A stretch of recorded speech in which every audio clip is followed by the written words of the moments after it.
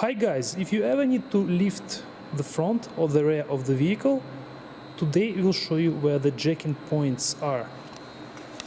The front one is located right here,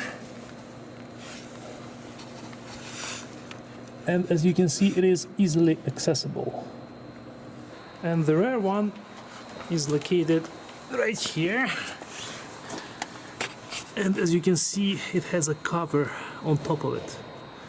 To remove it you just need the Phillips screwdriver to remove one screw.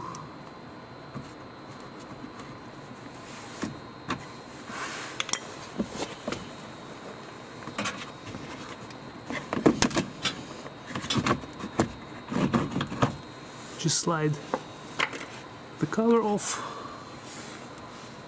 and this is the point right here.